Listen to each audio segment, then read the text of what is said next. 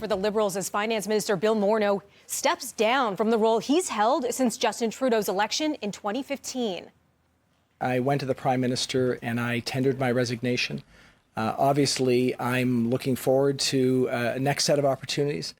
That's not all. Morneau also resigning as the MP for Toronto Centre and will seek candidacy for the position of Secretary General of the Organization for Economic Cooperation and Development. Morneau says his departure has been on the table for some time, and he adds someone else should guide Canada through the long recovery to COVID. Long recovery. I know that the cost of inaction would have been far greater. Canadians are better off today because their federal government stepped in and decided to protect them. That work is far from over. There's much more work to do as we transition to recovery. His resignation comes amid reports of clashes between the Prime Minister as well as an ethics investigation over their connection to the WE scandal. The PM saying in a statement, "I have counted on his leadership, advice, and close friendship over the years, and I look forward to that continuing well into the future." Now, outgoing opposition leader Andrew Scheer, a different tone there, saying in part, Trudeau's government is so consumed by scandal that Trudeau has amputated his right hand to try and save himself. So who are the likely candidates to take on the high-profile portfolio? And what will Morneau's resignation mean for a government that's already on shaky ground? At 7:30, reaction from Ottawa, when City News Parliament Hill Bureau Chief Cormac McSweeney joins us live. A 10-year legal fight over arrests made during the G20 summit back in 2010 is now over. Get on the sidewalk! Yeah! Get on the sidewalk or be arrested. The class action lawsuit has now been settled with a $16.5 million payout. Depending on their experience during the arrests, those who took part in the suit will get anywhere from $5,000 to more than $24,000. Those who were wrongfully arrested will also have their police records expunged. Roughly 1,100 were arrested during the summit. Reforming law enforcement, that'll be top of mind during a virtual Toronto Police Services Board meeting this morning at 10:30. On the agenda, a report on former Chief Mark Saunders' push for the mandatory use of body cameras. Also, the recommended changes to policing from the Anti-Racism Advisory Panel and strategies to address systemic racism from within the force. The Toronto District School Board will host a special meeting at noon today to discuss the new return to school plan just days after their original proposal was rejected by the Ontario government. It's like a big, heavy door slamming shut on us. It was deafening to me, and I thought, why? Why would that not work?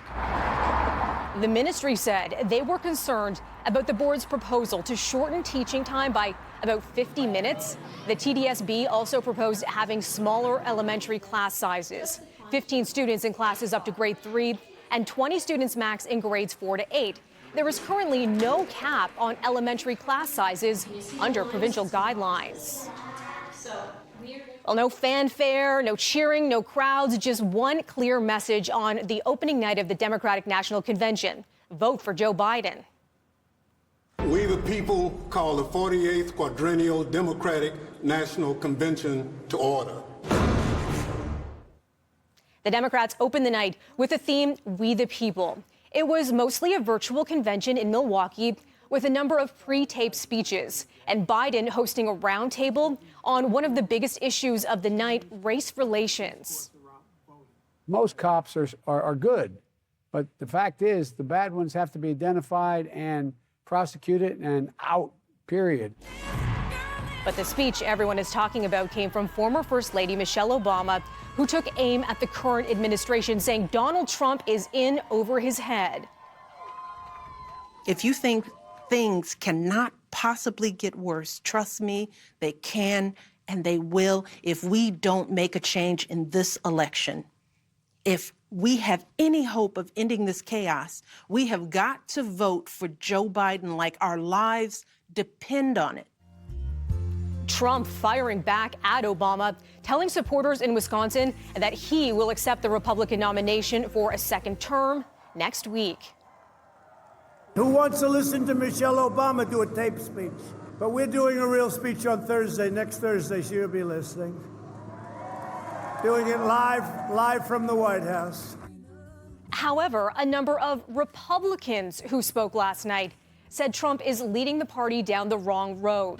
The theme for tonight is Leadership Matters and includes speakers like former President Bill Clinton.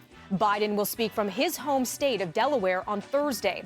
He's leading national opinion polls, and a new CNN poll of 50% of registered voters back the Biden-Harris ticket. Lots of buzz for the Raptors as they kick off their season with a W against the Brooklyn Nets last night. Are they on the road to another championship? At 7:15, we're breaking down what's next for the Raps this playoff season with Sportsnet's NBA insider Michael Grange.